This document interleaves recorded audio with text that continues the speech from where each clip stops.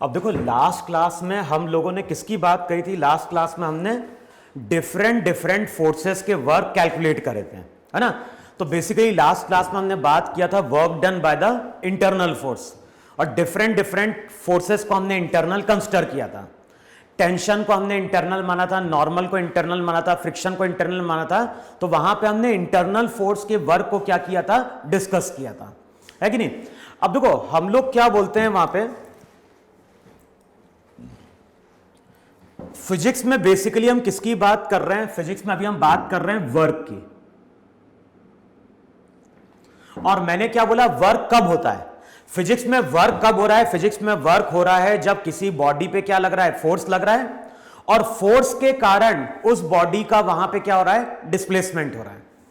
अगर किसी बॉडी पे हम फोर्स अप्लाई कर रहे हैं और फोर्स के कारण बॉडी या पॉइंट ऑफ एप्लीकेशन का डिस्प्लेसमेंट हो रहा है, तो हम बोलते हैं फिजिक्स के टर्म में कि उस फोर्स ने बॉडी के ऊपर वर्क परफॉर्म किया। तो वर्क की हम बात तभी करते हैं जब बॉडी के ऊपर क्या लग रहा है? फोर्स लग रहा है वहां पे, और फोर्स के कारण वहां पे डिस्प्लेसमेंट आ रहा है। लेकिन जिस फोर्स की हम बात कर रहे हैं, अब यहां पे दो केस बन रहे हैं वहां पे। फर्स्ट केस क्या बन रहा है? जिस फोर्स की हम बात कर रहे हैं वो कांस्टेंट है, और सेकंड केस में बात करते हैं जब फोर्स हमारा क्या होता है? वेरिएबल होता है। तो अभी तक हमने जितने भी केसेस कंसिडर किए थे वहां पे फोर्स मेरा क्या था? कांस्टेंट था। और जब भी फोर्स कांस्टेंट होता है तो वर्क डन का फॉर्मूला होता है वहां पे F डॉट आर। तो ये फॉर्मूला एप्लीकेबल है जब फोर्स मेरा वहां पे क्या है? कांस्टेंट है। जब इसको हम सिंप्लीफाई करते थे तो रिजल्ट आता था वहां पे एफ आर कॉस थीटा, और थीटा था वहां पे एंगल बिटवीन, थीटा था वहां पे angle between force and displacement vector. देखो है कि नहीं वहां पे? अब हम बात करने जा रहे हैं किसकी? Work done bye a variable force. तो जब फोर्स वेरिएबल होगा तो फॉर्मूले में क्या चेंज आएगा? तो मान लो किसी टाइम पे पार्टिकल यहां कहीं है, किसी टाइम पे पार्टिकल यहां कहीं है, और इस पार्टिकल पे फोर्स लग रहा है F। फोर्स मेरा वेरिएबल है, किसी इंस्टेंट पे पार्टिकल यहां कहीं है और फोर्स लग रहा है F, और फोर्स की वैल्यू वेक्टर फॉर्म में दी हुई है वहां पे एफ एक्स आई कैप, एफ वाई जे कैप, प्लस वहां पे हो गया एफ जेड के कैप। तो किसी इंस्टेंट पे पार्टिकल यहां कहीं है, किसी इंस्टेंट पे पार्टिकल यहां कहीं है, पार्टिकल फोर्स लग रहा है F, और F को हमने लिखा है एफ एक्स आई कैप प्लस एफ वाई जे कैप प्लस एफ जेड के कैप। अब इस फोर्स के कारण हो क्या रहा है? इस फोर्स के कारण पार्टिकल का स्मॉल अमाउंट का डिस्प्लेसमेंट dr हो रहा है वहां पे। अब स्मॉल डिस्प्लेसमेंट की हम बात करते हैं तो स्मॉल डिस्प्लेसमेंट के लिए फोर्स को हम क्या मान लेते हैं? कांस्टेंट मान लेते हैं। फोर्स तो वैसा वेरिएबल है, लेकिन जब हम स्मॉल डिस्प्लेसमेंट की बात कर रहे हैं तो उस स्मॉल डिस्प्लेसमेंट के लिए फोर्स कांस्टेंट है। अब जो भी dr स्मॉल डिस्प्लेसमेंट होगा उसको हम क्या लिखेंगे? dx आई कैप dy जे कैप प्लस dz के कैप। हम जनरल इक्वेशन की बात कर रहे हैं। हमने मान लिया है कि फोर्स एक्स वाई जेड तीनों के अलोंग है, और डिस्प्लेसमेंट भी क्या हो रहा है? एक्स वाई जेड तीनों के अलोंग है। अब जो भी स्मॉल अमाउंट का वर्क होगा उसको तो हम लिखेंगे वहां पे एफ डॉट डी आर। देखो है कि नहीं वहां पे? स्मॉल डिस्प्लेसमेंट के लिए, स्मॉल डिस्प्लेसमेंट के लिए फोर्स कांस्टेंट है, और फोर्स कांस्टेंट है तो ये फॉर्मूला एप्लीकेबल है। तो स्मॉल अमाउंट का वर्क हो गया एफ डॉट डी आर। अच्छा, अब यहां पे डॉट प्रोडक्ट लो, डॉट प्रोडक्ट लोगे तो i dot i one, j dot j one, k dot k one, तो रिजल्ट वहां पे निकल के आएगा f x D x plus f Y D Y plus हो गया एफ जेड डी जेड। और ध्यान है, ये तो स्मॉल अमाउंट का वर्क है, और पार्टिकल तो ऐसे कई बार वहां पे डिस्प्लेस हुआ होगा डी आर से। तो टोटल वर्क अगर कैलकुलेट करना है तो इसको हमें क्या करना पड़ेगा? इंटीग्रेट करना पड़ेगा। तो जब भी फोर्स वेरिएबल होगा तो वर्क डन का फॉर्मूला होगा integration of F x D X F Y D Y plus F Z dz। तो जब भी फोर्स वेरिएबल होगा तो ये फॉर्मूला वहां पे हम क्या करेंगे, अप्लाई करेंगे। Fx हो गया फोर्स का x कंपोनेंट, Fy हो गया फोर्स का y कंपोनेंट, Fz हो गया फोर्स का z कंपोनेंट। तो ध्यान रखना है जब भी फोर्स कांस्टेंट होगा तब तो वर्क डन हो गया F डॉट आर, लेकिन फोर्स अगर वेरिएबल है तो हम स्मॉल अमाउंट का वर्क कैलकुलेट करेंगे और टोटल के लिए उसको वहां पे क्या करेंगे, इंटीग्रेट करेंगे। तो नेक्स्ट हेडिंग डालो वहां पे work done bye a variable force. तो नेक्स्ट लिखो वहां पे work done by variable force.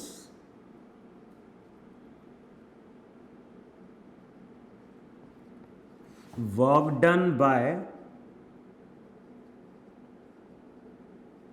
Variable force. देखो है कि नहीं वहां पे।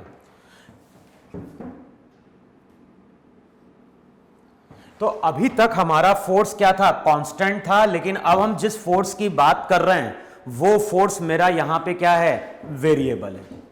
देखो है कि नहीं वहां पे।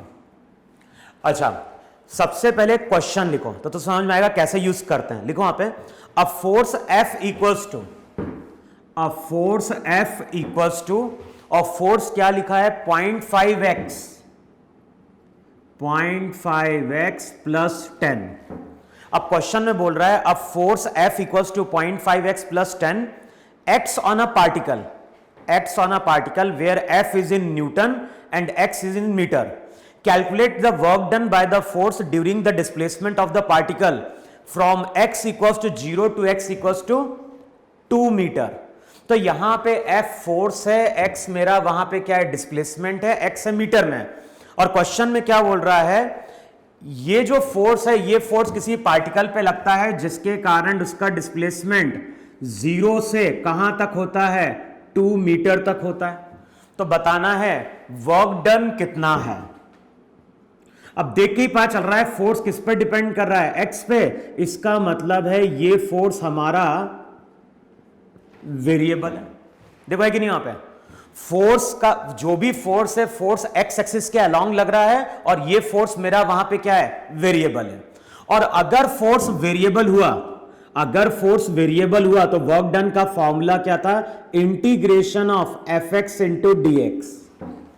यहां पे ना तो फोर्स का y कंपोनेंट है ना z कंपोनेंट है, यहां पे फोर्स का केवल कौन सा कंपोनेंट है, x कंपोनेंट है। तो जो भी वर्क डन रहेगा वो इंटीग्रेशन ऑफ क्या होगा, 0.5x plus 10 into D x.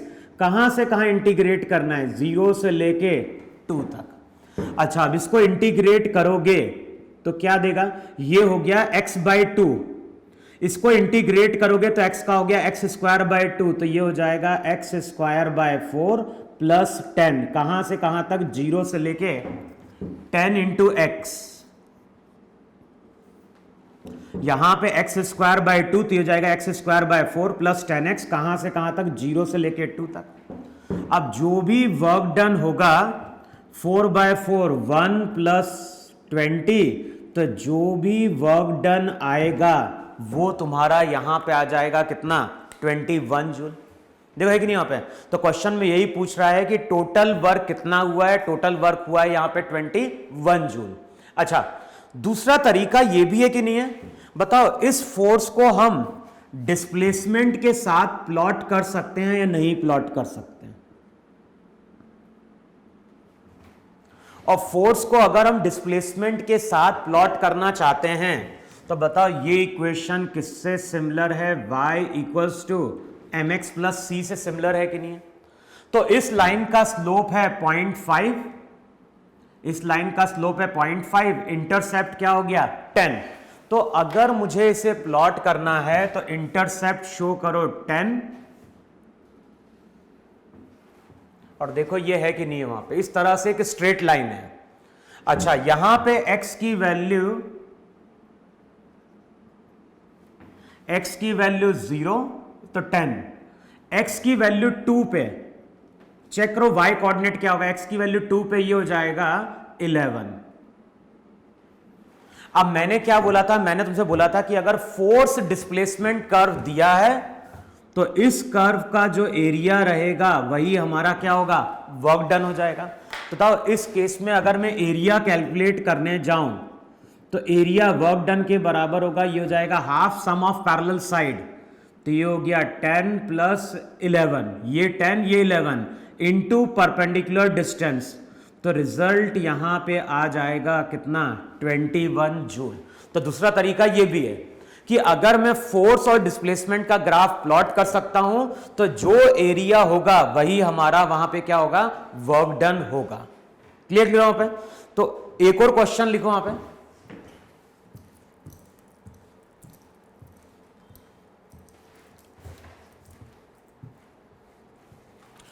देखो अगर और कोई वेरिएबल फोर्स का क्वेश्चन है तो मैं करवाता हूं। लिखो वहां पे क्वेश्चन में क्या बोल रहा है, an object is displaced, an object is displaced from the position vector, an object is displaced from the position vector. Position vector क्या दिया है, 2i cap plus 3j cap. तो एक पार्टिकल है जिसका पोजीशन वेक्टर चेंज हुआ है r1 से r2, और r2 क्या हो गया, 4i cap plus 6j cap. ध्यान है ये कोऑर्डिनेट यहां पे दिया है, यहां पे कोऑर्डिनेट दिया है 2,3, यहां पे कोऑर्डिनेट दिया है 4,6। अच्छा, ये जो बॉडी का डिस्प्लेसमेंट आया है वो आया है under the action of a force, और फोर्स की इक्वेशन वेक्टर फॉर्म में दी हुई है 3x square i cap plus 2yj cap. 3x square, इसको करो वहां पे 3x स्क्वायर आई कैप प्लस वहां पे हो जाएगा 2yj कैप। अब कैलकुलेट क्या करना है, कैलकुलेट करना है work done by this force. तो बताना है इस फोर्स ने यहां पे वर्क कितना परफॉर्म किया। तो हमें कैलकुलेट क्या करना है, हमें कैलकुलेट करना है कि ये जो फोर्स है, ये फोर्स यहां पे कितना वर्क क्या कर रहा है, परफॉर्म कर रहा है।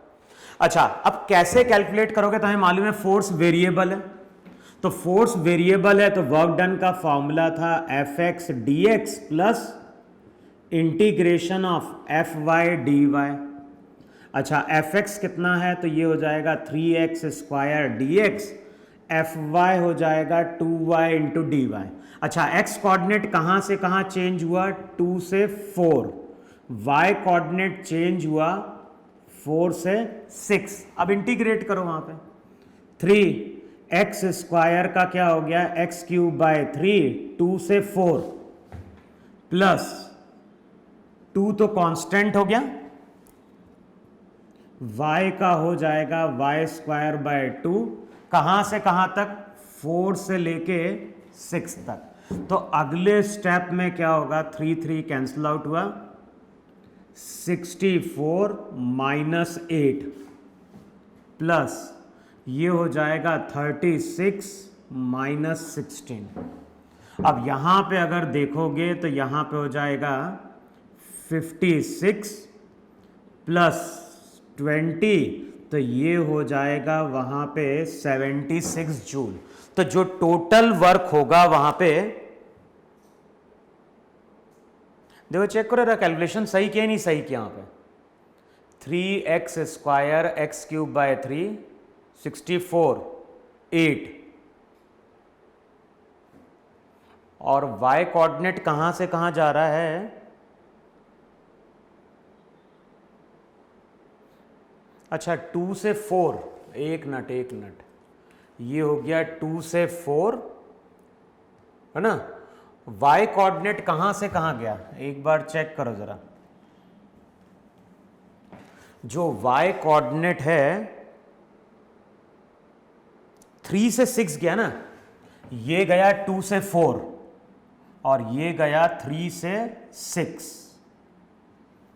तो यहां पे जब करोगे तो 3 6 हो जाएगा 36 माइनस 9, तो ये हो जाएगा 27, और 27 का मतलब हो गया 83 जूल। ध्यान रखना यहां पे x कोऑर्डिनेट चेंज हुआ है 2 से 4, y कोऑर्डिनेट चेंज हुआ है 3 to 6। तो फोर्स जब वेरिएबल होगा इसी तरह से वहां पे हम क्या करेंगे, इंटीग्रेट करेंगे। अभी तो कुछ सिंपल से केस थे। अब इसी में नेक्स्ट हेडिंग डालो वहां पे वर्क डन बाय अ स्प्रिंग फोर्स। अब नेक्स्ट हम बात कर रहे हैं वर्क डन बाय अ स्प्रिंग फोर्स। तो जब हम वेरिएबल फोर्स की बात करते हैं तो उसका जो एग्जाम्पल होता है, इसका एग्जाम्पल है वहां पे स्प्रिंग फोर्स। क्योंकि जब भी हम स्प्रिंग फोर्स की बात करते हैं उसका फॉर्मूला क्या लिखते थे, उसका फॉर्मूला लिखते थे K इंटू एक्स। अभी हम वेरिएबल फोर्स की बात कर रहे हैं, तो वेरिएबल फोर्स का जो एग्जाम्पल है वो एग्जाम्पल है स्प्रिंग फोर्स। स्प्रिंग फोर्स को हमेशा हम लिखते थे K इंटू एक्स। K वहां पे कांस्टेंट था, और याद होगा x को हमने क्या डिफाइन किया था, x को हमने डिफाइन किया था या तो इलोंगेशन या फिर कंप्रेशन या फिर क्या होगा, डिस्प्लेसमेंट इन अ बॉडी। अब मैं तुमसे बोलता हूं कि यहां पे एक ब्लॉक है और ये ब्लॉक कनेक्टेड है विद अ स्प्रिंग। तो यहां पे स्प्रिंग है और स्प्रिंग से एक ब्लॉक हमारा यहां पे कनेक्टेड है। क्लियर? तो हमारे पास एक ब्लॉक है, ब्लॉक से हमने यहां पे एक स्प्रिंग को कनेक्ट कर दिया। ये ब्लॉक है इनिशियली ए पॉइंट पे, और जब ब्लॉक ए पॉइंट पे है तो ये स्प्रिंग अभी नेचुरल लेंथ में, समझ में? ये जो स्प्रिंग है ये स्प्रिंग अभी नेचुरल लेंथ में। नेचुरल लेंथ का मतलब है कि ना तो अभी स्प्रिंग इलोंगेटेड है, ना ही स्प्रिंग वहां पे क्या है, कंप्रेस्ड है। अब अगले स्टेप में यहां पे एक पर्सन है और पर्सन ब्लॉक को क्या करता है, खींचता है, ब्लॉक को पुल करता है, और पुल करके ये ब्लॉक को लेके जाता है बी पॉइंट पे। तो ब्लॉक था ए पे, कुछ टाइम बाद पर्सन ब्लॉक को पुल करता हुआ कहां लेके चला गया, लेके चला गया बी पॉइंट पे। देखो है कि नहीं वहां पे? तो जो भी ब्लॉक है ए पे, कुछ टाइम बाद ब्लॉक कहां पहुंच गया, बी पे। अच्छा, अब मान लो ब्लॉक का डिस्प्लेसमेंट यहां पे हो गया x नॉट। अब हमें मालूम है कि जितने से ब्लॉक डिस्प्लेस हुआ होगा उतने से ही स्प्रिंग वहां पे क्या हुई होगी, इलोंगेट हुई होगी वहां पे। अब देख के ही पता चल रहा है कि स्प्रिंग ने ब्लॉक के ऊपर कैसा वर्क परफॉर्म किया। तो किसी टाइम पे अगर ब्लॉक यहां कहीं पहुंचा, कितना डिस्टेंस पे, x डिस्टेंस पे, तो किसी टाइम पे ब्लॉक अगर यहां कहीं है तो ब्लॉक के ऊपर स्प्रिंग इस डायरेक्शन में फोर्स अप्लाई कर रही होगी K इंटू एक्स। देखो है कि नहीं है? किसी टाइम पे अगर ब्लॉक x आगे चला गया है तो उस टाइम पे स्प्रिंग kx फोर्स लेफ्ट की ओर अप्लाई कर रही है। अच्छा, डिस्प्लेसमेंट कहां हो रहा है, डिस्प्लेसमेंट हो रहा है इसका राइट की ओर। तो देख के ही पता चल रहा है कि स्प्रिंग का वर्क कैसा है, नेगेटिव है। किसके ऊपर? स्प्रिंग का वर्क नेगेटिव है, किसके ऊपर, ब्लॉक के ऊपर। लेकिन अगर मैं पूछता हूं कि स्प्रिंग का वर्क वॉल के ऊपर क्या है, तो हम बोलेंगे वॉल के ऊपर 0 है, क्योंकि स्प्रिंग इस डायरेक्शन में फोर्स अप्लाई करेगी वॉल के ऊपर, ब्लॉक के ऊपर इस डायरेक्शन में अप्लाई करेगी, लेकिन जिस पॉइंट पे फोर्स लग रहा है उस पॉइंट का डिस्प्लेसमेंट क्या है, 0 है। तो स्प्रिंग का फोर्स वॉल के ऊपर 0 है, लेकिन स्प्रिंग का फोर्स ब्लॉक के ऊपर यहां पे क्या है, नेगेटिव है। फोर्स नीचे, फोर्स पीछे की ओर लग रहा है, डिस्प्लेसमेंट कहां लग रहा है, आगे की ओर हो रहा है वहां पे। देखो है कि नहीं वहां पे? अब देखो किसी इंस्टेंट पे ब्लॉक यहां कहीं है, किसी इंस्टेंट पे अगर ब्लॉक यहां कहीं है तो स्प्रिंग इतना फोर्स अप्लाई कर रही होगी। अब मान लो ब्लॉक को हमने स्मॉल अमाउंट dr से डिस्प्लेस किया, तो स्मॉल अमाउंट का डिस्प्लेसमेंट कहां है, राइट की ओर है वहां पे। अच्छा, अभी हम मैग्नीट्यूड के टर्म में देख रहे हैं। अब फोर्स लग रहा है पीछे की ओर, डिस्प्लेसमेंट लग रहा है आगे की ओर, तो हम बोलेंगे स्मॉल अमाउंट का जो वर्क होगा वो होगा F डॉट dr। अब F डॉट dr करोगे तो फोर्स और डिस्प्लेसमेंट दोनों के बीच में एंगल कितना है, 180, तो रिजल्ट हो जाएगा -kx इंटू dr। देखो है कि नहीं है? स्मॉल अमाउंट का जब डिस्प्लेसमेंट होगा तो वर्क डन हो जाएगा F डॉट dr, दोनों के बीच का एंगल 180, तो रिजल्ट हो गया -fs इंटू dr। अब ध्यान रखना, जब भी ये फॉर्मूला यूज करेंगे F डॉट dr का, तो डी आर हमेशा साइन के साथ प्लेस करना है। साइन का मतलब क्या है, देखो जब ये ब्लॉक यहां पे आगे बढ़ेगा तो इसका डिस्प्लेसमेंट कितना होगा, dx होगा। वहां पे डी आर क्या है, डी आर बेसिकली वहां पे बॉडी का स्मॉल अमाउंट का डिस्प्लेसमेंट है। तो यहां पे जब बॉडी का स्मॉल अमाउंट का डिस्प्लेसमेंट dr होगा तो x में चेंज कितना आएगा, dx आएगा।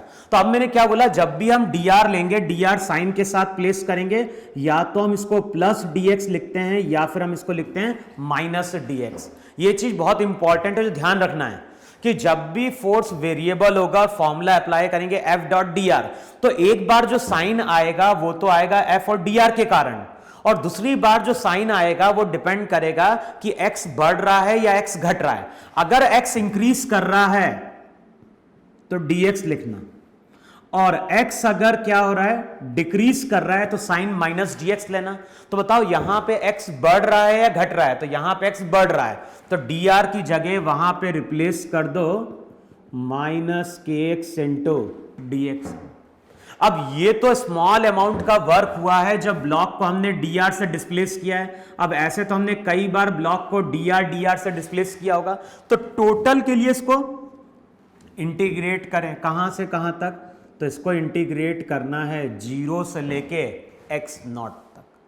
अब बताओ 0 से लेके x नॉट तक जाओगे तो वर्क डन हो जाएगा माइनस के x का इंटीग्रेशन x स्क्वायर बाय 2, के तो कांस्टेंट है तो माइनस के तो बाहर आ गया, x का इंटीग्रेशन x स्क्वायर बाय 2, कहां से कहां इंटीग्रेट करना है, इसको इंटीग्रेट करना है 0 से लेके x नॉट तक।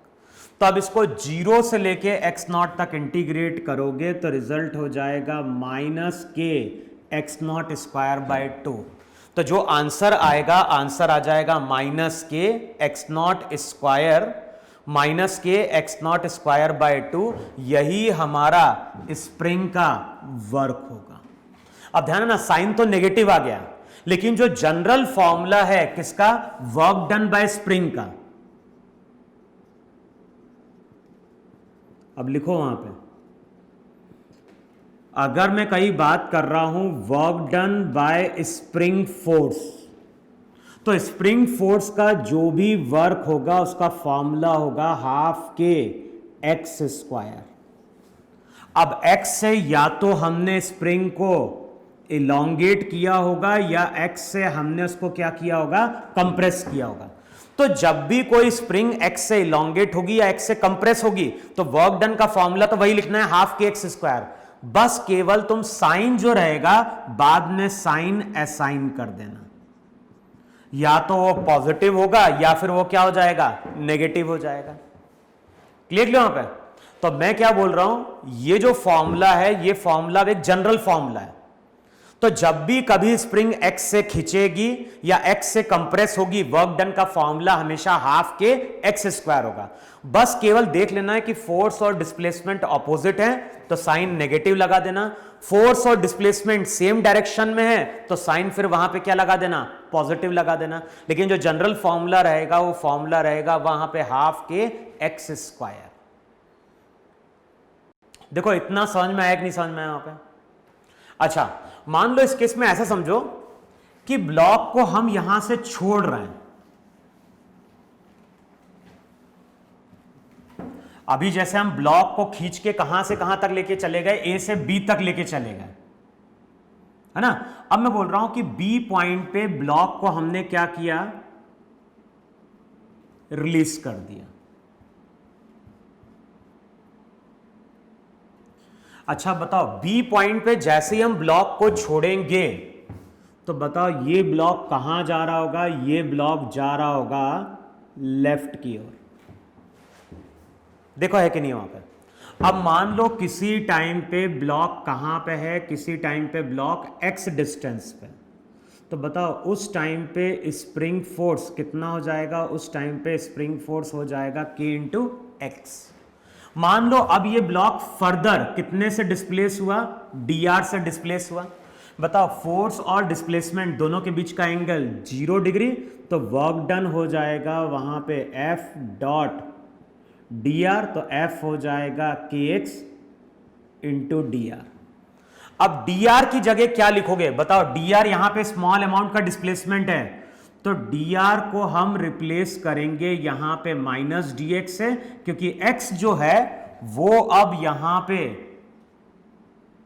डिक्रीज कर रहा है। तो dr की जगह लिख दो वहां पे माइनस के एक्स इंटू डी एक्स। ये तो स्मॉल अमाउंट का वर्क है, टोटल के लिए इंटीग्रेट करो। अब इंटीग्रेशन कहां से कहां तक होगा?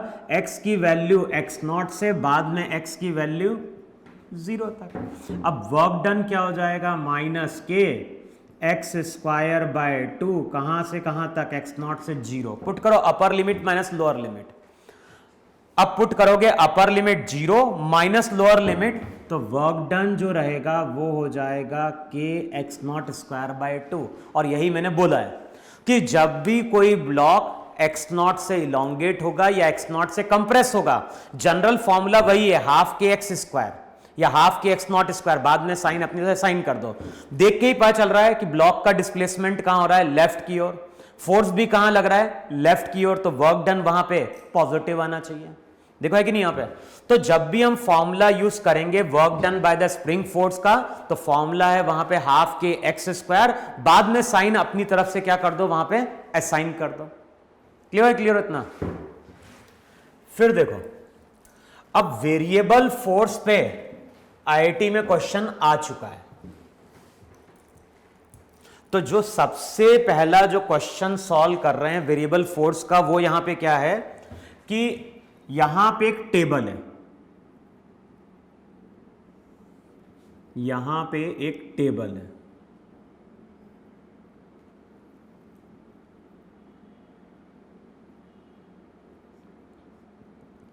और जो भी टेबल है, टेबल के ऊपर एक चेन पड़ी हुई है।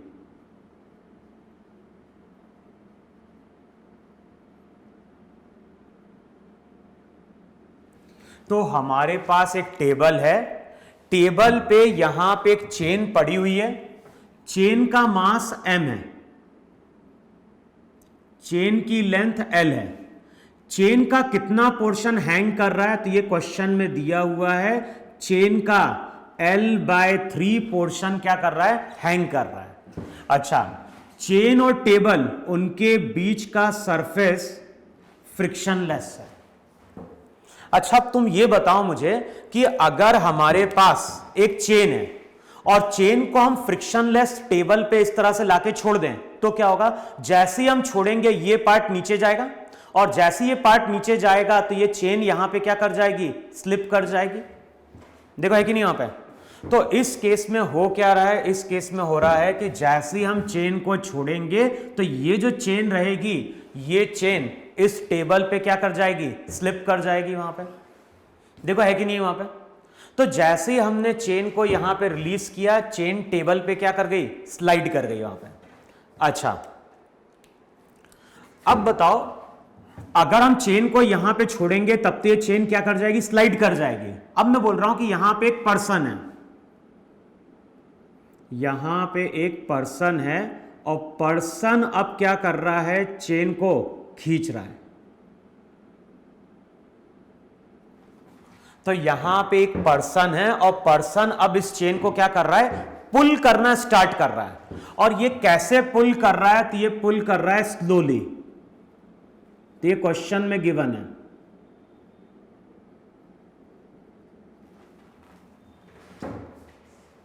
तो अब क्वेश्चन में क्या बोल रहा है? जो भी चेन है, चेन का L/3 पोर्शन हैंग कर रहा था, चेन को छोड़ेंगे तो चेन स्लाइड कर जाएगी। अब यहां पे एक एक्सटर्नल एजेंट है और चेन को धीरे धीरे क्या कर रहा है? खींच रहा है। अब जब ये चेन को धीरे धीरे खींचेगा तो एक टाइम आएगा जब ये चेन कंप्लीटली तुम्हारी क्या होगी? टेबल पे आ जाएगी वहां पे। अब क्वेश्चन में क्या बोल रहा है? क्वेश्चन में बोल रहा है find out the work done by the external agent. Question में क्या फाइंड आउट करना है? तो क्वेश्चन में फाइंड आउट करना है, find out the work done by the external agent in pulling the chain. Find out the work done by the external agent in pulling the chain, in pulling the chain back on the table. तो बताना है कि जब ये person chain को पुल करके पूरा table पे ले आता है तो उस केस में वो वर्क कितना परफॉर्म करता है। क्लियर इतना पे? अच्छा, अब सबसे पहले इमेजिन करो कि किसी टाइम पे चेन का y पोर्शन हैंग कर रहा है, किसी टाइम पे इमेजिन करो कि चेन का y पोर्शन क्या कर रहा है, हैंग कर रहा है वहां पे। अच्छा, स्लोली का मतलब क्या होता है? स्लोली का मतलब होता है, वहां पे लिखवाया था एक्सेलरेशन 0 और रिजल्टेंट फोर्स भी क्या हो गया, 0। तो जो भी चेन है, चेन स्लोली चल रही है, इसका मतलब है कि हमेशा उसको हमें एज्यूम करते हुए चलना है कि फोर्स बैलेंस होते हुए चल रहा है। अब किसी टाइम पे ये चेन पोर्शन हैंग कर रही है, इसका फ्री बॉडी डायग्राम ड्रॉ करो जरा। बताओ, इसका फ्री बॉडी डायग्राम ड्रॉ करोगे तो एक तो यहां पे शो करोगे वेट, कितना होगा वेट? तो हमें मालूम है m/l। बताओ क्या होता है? m पूरी चेन का मास है और l उसकी टोटल लेंथ है। तो m अगर चेन का मास है और l अगर लेंथ है, तो m/l क्या बताता है? m/l बताता है यूनिट लेंथ का मास। तो यूनिट लेंथ का मास हो गया m/l। अब यहां पे लेंथ y है, तो इसका मास हो जाएगा m/l इंटू y इंटू जी। बताओ, यही चेन का वहां पे वेट है कि नहीं है वहां पे? तो जो पोर्शन चेन का हैंग कर रहा है, जो पोर्शन चेन का हैंग कर रहा है, उसका वेट हो जाएगा m/l इंटू जी इंटू क्या हो गया, y। अच्छा, अब यहां पे क्या शो करोगे? यहां पे शो करोगे टेंशन T। तो यहां शो करो टेंशन T किसके बराबर होगा? T हो जाएगा m/l इंटू y इंटू जी। अब स्टडी करो चेन के उस पार्ट की जो टेबल पे है। तो एक तो शो करोगे नॉर्मल, दूसरा शो करोगे इसका वेट। बताओ कितना वेट होगा टेबल पे? तो m/l l minus y into g. m/l unit length का मास, जो लेंथ टेबल पे होगी वो होगी l माइनस y इंटू जी। पर्सन यहां पे फोर्स अप्लाई कर रहा है और इस डायरेक्शन में टेंशन T है। ध्यान रखना, ये चेन हमारी कैसी है, नॉन रिजिड है। तो ऐसा नहीं है कि यहां पे भी कोई फोर्स नीचे की ओर बनेगा। एक चीज समझो जरा, जैसे मान लो रॉड होती, और रॉड को अगर हम इस तरह से बेंट करेंगे तो क्या होगा? रॉड को अगर इस तरह से बेंट करोगे तो ये पोर्शन जो रहेगा वो नीचे की ओर क्या करता है, इसको खींचता है। लेकिन चेन नॉन रिजिड है, तो चेन यहां पे आएगी, चेन फिर ऐसे चली जाएगी। तो यहां पे जो भी फोर्स आएगा वो केवल वेट नीचे की ओर आएगा। अगर रॉड होती, रॉड को हम बेंट करते तो यहां पे क्या होता है, वेट तो रहता ही रहता है और साथ पे यहां पे कुछ नीचे की ओर क्या बनता, फोर्स भी बनता। लेकिन ये चेन नॉन रिजिड है, तो यहां पे केवल जो फोर्स रहेगा नीचे की ओर वो केवल क्या होगा, वेट होगा। अच्छा, अब ये पोर्शन भी रेस्ट में है, तो F एक्सटर्नल किसके बराबर है? F एक्सटर्नल यहां पे T के बराबर है, और T किसके बराबर है? m/l इंटू जी इंटू वाई के बराबर है। इसका मतलब है पर्सन जो भी फोर्स अप्लाई कर रहा है वो टेंशन के बराबर है। तो इस T को हम क्या लिख सकते हैं? F एक्सटर्नल लिख सकते हैं। अब बताओ, जब एक्सटर्नल फोर्स की बात कर रहे हैं तो ये एक्सटर्नल फोर्स कांस्टेंट है या वेरिएबल है? तो ये फोर्स वेरिएबल है। क्यों? क्योंकि ये डिपेंड कर रहा है y के ऊपर। इसका मतलब है चेन जितना ज्यादा हैंग करेगी, फोर्स हमें उतना ही ज्यादा लगाना पड़ेगा, और जैसे चेन ऊपर आती जाएगी, फोर्स हमें जो लगाना पड़ेगा पुल करने के लिए वो कंटिन्यूअसली क्या होगा, डिक्रीज करते जाएगा। अब यहां पे देखो फोर्स कहां लग रहा है, ऊपर की ओर। मान लो चेन का फर्दर डिस्प्लेसमेंट dr ऊपर की ओर हुआ है, तो अब तुम क्या बोलोगे, फोर्स भी ऊपर की ओर, डिस्प्लेसमेंट भी ऊपर की ओर, तो स्मॉल अमाउंट का वर्क क्या हो जाएगा, स्मॉल अमाउंट का वर्क हो जाएगा F external into dr। Force और डिस्प्लेसमेंट दोनों के बीच का एंगल 0 डिग्री। अब मैंने क्या बोला, dr को हम रिप्लेस करेंगे किससे, माइनस dy से। क्यों? क्योंकि y यहां पे डिक्रीज कर रहा है। तो जब ये चेन फर्दर dr ऊपर जाएगी, इसका मतलब है कि ये dy से ऊपर गई, लेकिन साइन वहां पे नेगेटिव लेंगे क्योंकि y वहां पे डिक्रीज कर रहा है। तो अब जो स्मॉल अमाउंट का वर्क होगा वो हो जाएगा minus mgl y into dy। ये तो स्मॉल अमाउंट का वर्क है, और चेन को तो ऐसे हमने कई बार dy करके खींचा होगा। तो टोटल के लिए इसको हम इंटीग्रेट करेंगे। कहां से कहां इंटीग्रेट करेंगे? तो इनिशियली y की वैल्यू l/3 थी, और जब ये चेन कंप्लीटली टेबल पे चली जाएगी तो y हो जाएगा 0। अब इंटीग्रेट करोगे तो माइनस mgl बाहर, y का इंटीग्रेशन y²/2। अब कहां से कहां जाना है, l/3 से 0। पुट करो वैल्यू वहां पे, तो रिजल्ट हो जाएगा minus mg/2l upper limit minus lower limit. अब जब यहां पे वर्क कैलकुलेट करोगे एक्सटर्नल एजेंट का माइनस माइनस प्लस, तो रिजल्ट हो जाएगा mgl, एक l कैंसिल आउट होगा तो रिजल्ट हो जाएगा mgl अपॉन क्या हो गया 18। देखो है कि नहीं वहां पे। तो जो भी एक्सटर्नल फोर्स ने, यहां पे जो भी एक्सटर्नल फोर्स रहेगा वो कितना वर्क परफॉर्म कर रहा होगा, वो वर्क परफॉर्म कर रहा होगा वहां पे mgl इंटू क्या हो गया 18। देखो है कि नहीं वहां पे। तो जो भी वर्क निकल के आ रहा है वो वर्क निकल के आ गया वहां पे mgl/18। लेकिन ध्यान रखना, अगर मान लो मैंने यहां पे साइन नहीं लिया होता तो ये नेगेटिव साइन नहीं होता, और ये नेगेटिव साइन नहीं होता तो वर्क हमारा नेगेटिव निकल के आया था। और देख के ही पता चल रहा है कि पर्सन खींच रहा है लेफ्ट की ओर, डिस्प्लेसमेंट भी लेफ्ट की ओर है, तो पर्सन का वर्क वहां पे क्या आना चाहिए था, पॉजिटिव आना था वहां पे। देखो है कि नहीं वहां पे। तो इस तरह से हम वेरिएबल फोर्स का वर्क क्या कर रहे हैं, कैलकुलेट कर रहे हैं वहां पे। फिर नेक्स्ट एग्जांपल लिखो वहां पे, और ध्यान है ये क्वेश्चन इस तरह का आईआईटी में बहुत पहले आ चुका है, और ये बहुत कॉमन क्वेश्चन है जो हर बुक में दिया रहता है। अच्छा, इस क्वेश्चन को सॉल्व करने का एक और तरीका है। तो जब आगे हम एनर्जी के बारे में पढ़ लेंगे, पोटेंशियल एनर्जी पढ़ लेंगे, तो हम देखेंगे कि इसको हम कैसे वहां पे दूसरे मेथड से क्वेश्चन को सॉल्व कर सकते हैं। तो वहां पे मैं सेकंड मेथड डिस्कस करूंगा जब हम पोटेंशियल एनर्जी पढ़ चुके होंगे। अच्छा, अब नेक्स्ट क्वेश्चन लिखो वहां पे।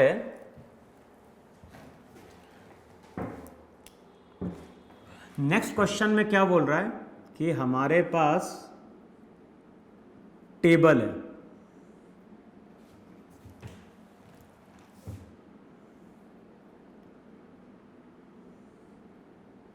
यहां पे हमारे पास टेबल है,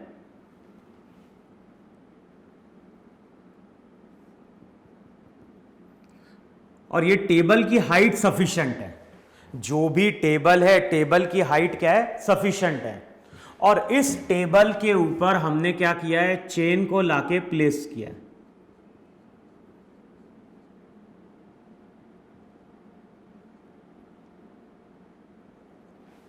तो जो भी टेबल है, टेबल पे हमने किसको लाके प्लेस किया, चेन को लाके प्लेस किया। फिर से हम बोल रहे हैं चेन का मास m, चेन की लेंथ l। लेकिन अब जिस सरफेस की हम बात कर रहे हैं वो सरफेस रफ है, और कोफिशिएंट ऑफ फ्रिक्शन कितना दिया हुआ है, म्यू दिया हुआ है।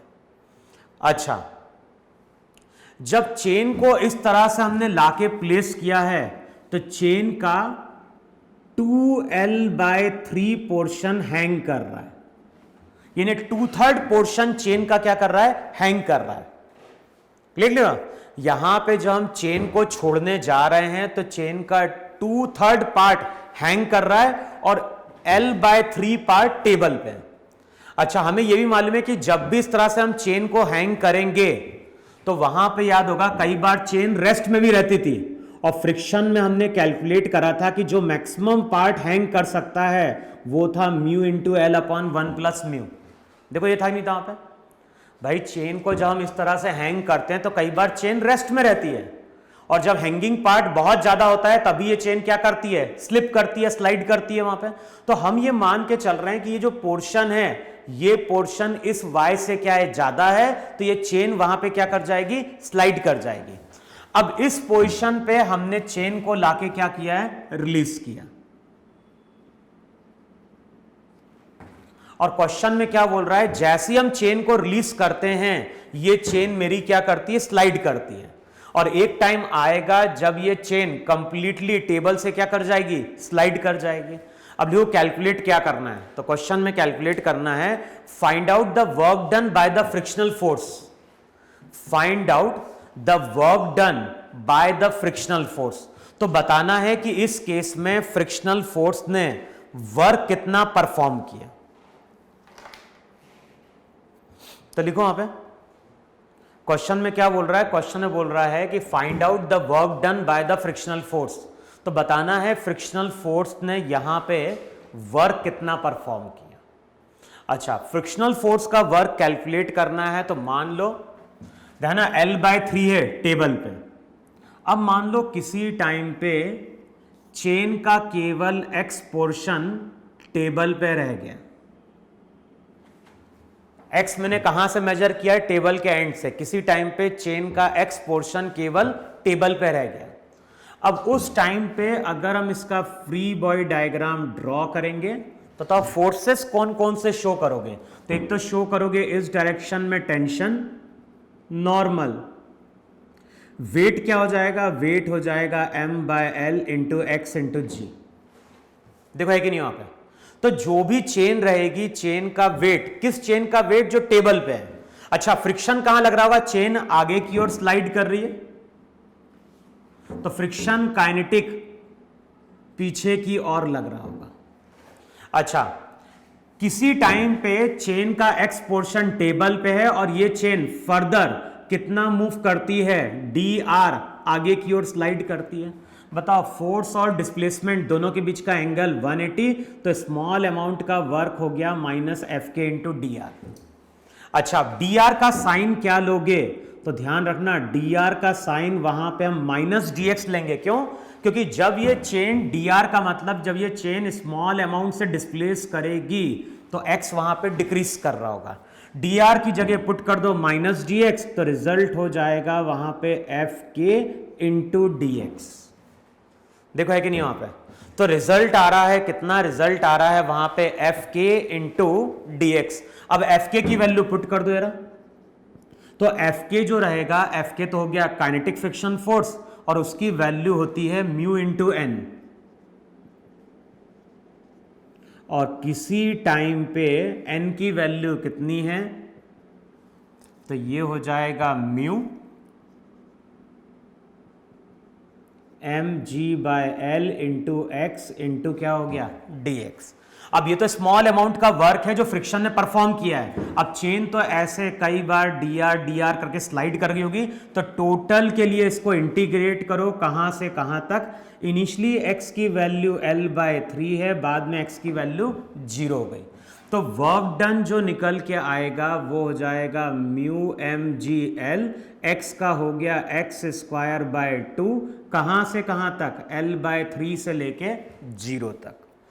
अब रिजल्ट जो निकल के आता है वो रिजल्ट आ जाएगा म्यू mg/2L। पुट करो upper limit minus lower limit. तो जो भी वर्क डन बाय फ्रिक्शन है वो हो जाएगा, L कैंसल आउट होगा, minus mu mg/L minus mu mg/L/18। यही हमारा वहां पे वर्क डन होगा। तो जो वर्क डन आ रहा है, वर्क डन आ रहा है वहां पे माइनस म्यू mg/L/18, यही हमारा फ्रिक्शन का क्या होगा, वर्क डन होगा वहां पे। देखो है कि नहीं वहां पे। तो जब हम न्यूमेरिकल सॉल्व करते हैं तो इसी तरह से हम वेरिएबल फोर्स का वर्क कैलकुलेट करते हैं। लेकिन ध्यान ना, फिर से अगर मान लो मैंने यहां पे साइन असाइन नहीं किया होता तो ये नेगेटिव होता और ये नेगेटिव नेगेटिव पॉजिटिव होता, और हमें देख के ही पता चल रहा है कि फ्रिक्शन लग रहा है पीछे की ओर, डिस्प्लेसमेंट आगे की ओर, तो फ्रिक्शन का वर्क वहां पे क्या आना चाहिए, नेगेटिव आना चाहिए। देखा है कि नहीं वहां पे। फिर लिखो क्वेश्चन, लिखो वहां पे वेरिएबल फोर्स के जरा।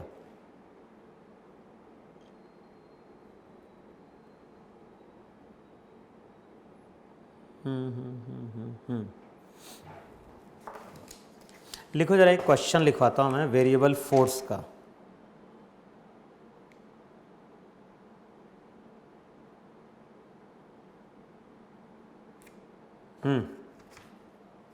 लिखो वहां पे अ टाइम डिपेंडेंस फोर्स।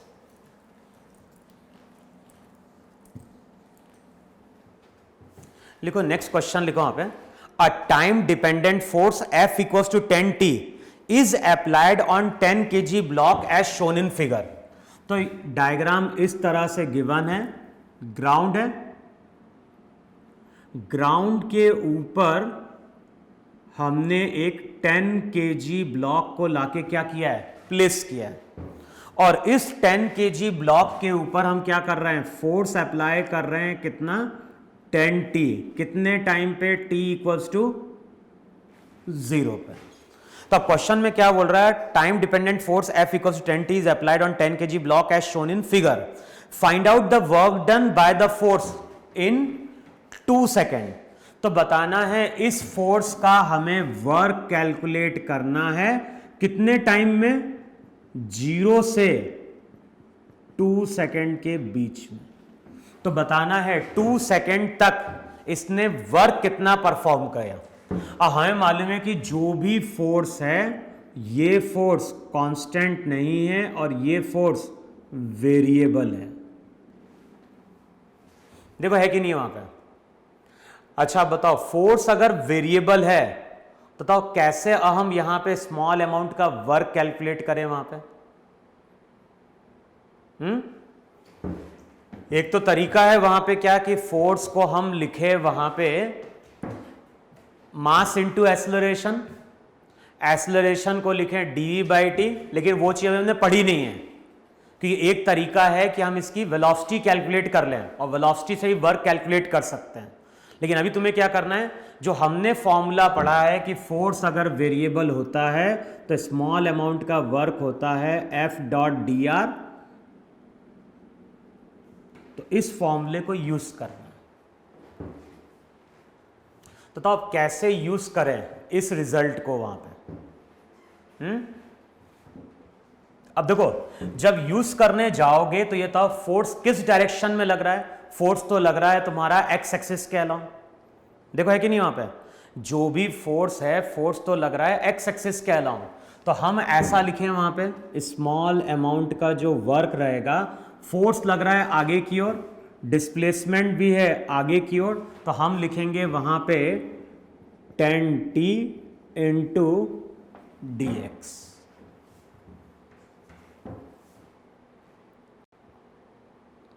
देखो है कि नहीं वहां पे, जो भी फोर्स है फोर्स को हमने लिख दिया वहां पे 10t इंटू क्या हो गया dx, और dx वहां पे स्मॉल अमाउंट का क्या है, डिस्प्लेसमेंट है।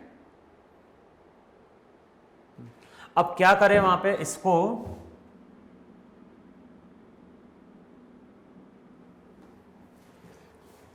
देखो, अगर इसको हम स्मॉल अमाउंट, इसको अगर हम dt से मल्टीप्लाई करें, dt से वहां पे क्या करें, डिवाइड करें,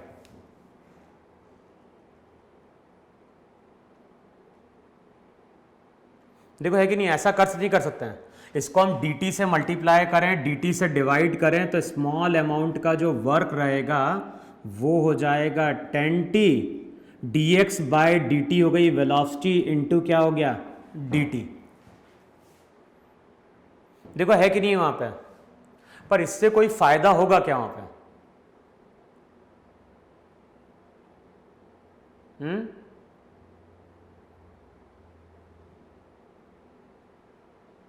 एक काम करो, इसको हम ऐसा करते हैं, वहां पे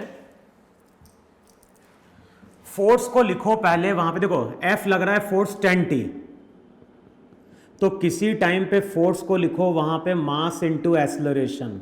मास तो है 10, तो 10 की वैल्यू पुट करोगे, ए आ जाएगा t। देखो है कि नहीं वहां पे। अब इस एक्सेलरेशन को हम क्या लिख दें, इस एक्सेलरेशन को हम लिख दें dv/dt। अच्छा, टर्म को सेपरेट आउट करो, वहां पे टर्म को अगर सेपरेट आउट करोगे तो dv इक्वल्स टू हो जाएगा t इंटू dt।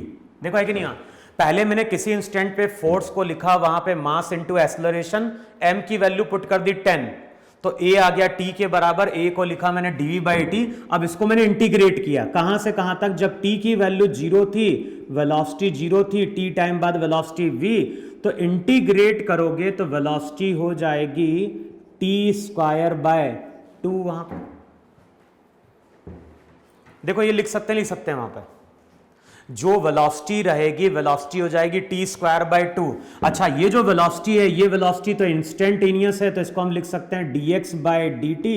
तो ये हो गया टी स्क्वायर बाय 2, तो dx की वैल्यू हो जाएगी T square by 2 into D T. देखो यही डिस्प्लेसमेंट है कि नहीं है स्मॉल अमाउंट का। जो स्मॉल अमाउंट का डिस्प्लेसमेंट आएगा वो हो जाएगा T square by 2 into D T. अच्छा, अब इस केस में जो वर्क डन होता है स्मॉल अमाउंट का, फोर्स तो एक्स एक्सिस के अलोंग लग रहा है, तो फॉर्मूला था स्मॉल अमाउंट का F x into D x. Force time पे डिपेंड कर रहा है तो 10t इंटू डी एक्स। अब देखो dx की जगह हम क्या पुट कर सकते हैं, तो dx की जगह पुट कर सकते हैं T square by 2 into D T.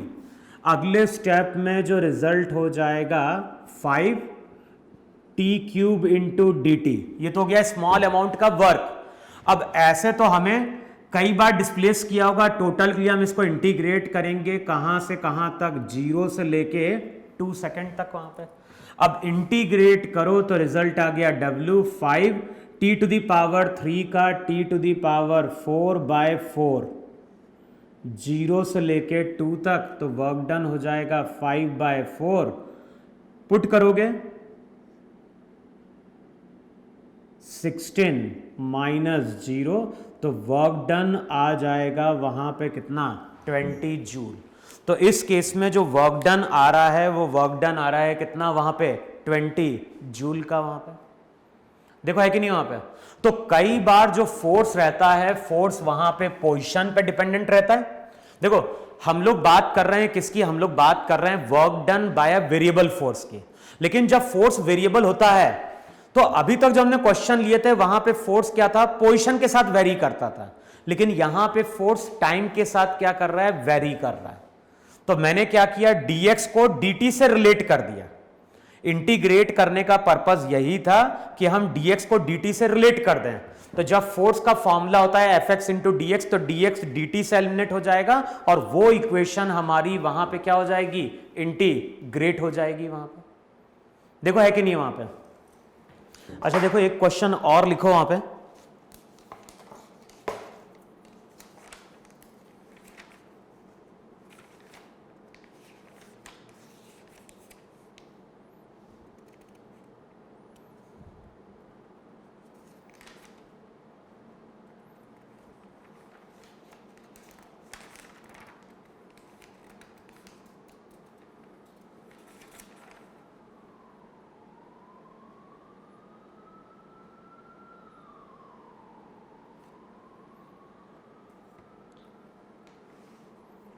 देखो एक क्वेश्चन लिखो वहां पे। क्वेश्चन में क्या बोल रहा है वहां पे,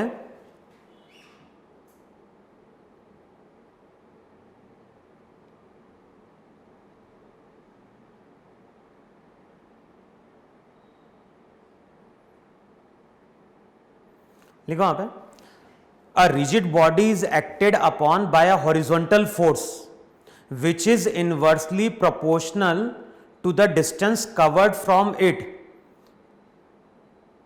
A rigid body is acted upon by a horizontal force which is inversely proportional to the distance covered from its initial position s. The work done by this force is proportional to.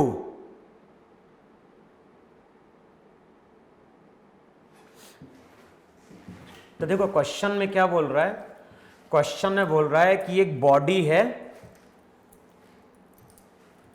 इस तरह से बोल रहा है, ये ground है, ये एक बॉडी है,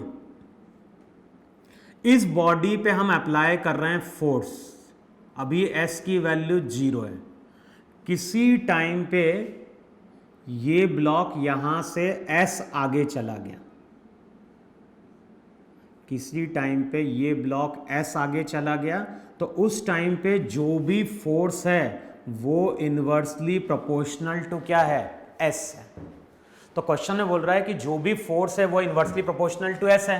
प्रोपोर्शनलिटी साइन हटेगा तो यहां पे कुछ कांस्टेंट यूज कर लो, k इंटू एस। देखो है कि नहीं वहां पे। अब क्वेश्चन में क्या बोल रहा है, जो work done by this force है, the work done by this force will be proportional to, चार ऑप्शन है। पहला ऑप्शन है बोल रहा है कि work done proportional to s है, work done proportional to s square है, work done proportional to root s है, और लास्ट में बोल रहा है नन ऑफ दीज। तो यहां पे अगर मुझे वर्क कैलकुलेट करना है स्मॉल अमाउंट का, अगर मुझे स्मॉल अमाउंट का वर्क कैलकुलेट करना है, फोर्स तो वेरिएबल है तो हम क्या लिखेंगे F x into D x, तो ये हो जाएगा एफ डी एक्स का मतलब डी एस। अब क्या होगा, एफ की जगह पुट करो के एस इंटू डी एस। अब इसको इंटीग्रेट करो, कहां से कहां तक, जीरो से लेके एस तक, तो इंटीग्रेट करोगे के तो कांस्टेंट, ये हो जाएगा s to the power minus 1/2 into d s, तो वर्क डन हो जाएगा k constant, s to the power minus 1/2 को इंटीग्रेट करोगे तो ये हो जाएगा वहां पे 2 रूट एस। तो जो भी वर्क डन आता है वो आता है 2 के रूट एस। तो हम यहां से बोल सकते हैं कि जो भी वर्क डन है वो directly proportional to root s है, के तो कांस्टेंट था। तो जो चार ऑप्शन है उनमें एक ऑप्शन है कि जो वर्क डन है वो डायरेक्टली प्रोपोर्शनल टू क्या हो गया, रूट एस हो गया। क्लियर? तो आज का जो भी लेक्चर था उस लेक्चर में हमने बात करी है किसकी, work done by the variable force की, है कि नहीं। तो हम लोग अब जितने भी केसेस बन सकते थे वर्क डन के कैलकुलेशन के वो हम लोग कंप्लीट कर चुके हैं। टेंशन का वर्क, नॉर्मल का वर्क, फ्रिक्शन का वर्क, इंटरनल फोर्स का वर्क, वेरिएबल फोर्स का वर्क, तो जितने भी केसेस बन सकते हैं वर्क को कैलकुलेट करने के वो हम कर चुके हैं। अब अगला जो लेक्चर आएगा उसमें हम बात करेंगे वर्क एनर्जी थ्योरम की। तो वहां पे हम वर्क एनर्जी थ्योरम को डिस्कस करेंगे और साथ में फिर हम देखेंगे कि उस थ्योरम को अप्लाई करके हम कैसे न्यूमेरिकल को इजीली क्या कर सकते हैं, सॉल्व कर सकते हैं। तो इतना नोट डाउन कर लो अब तुम लोग वहां पे।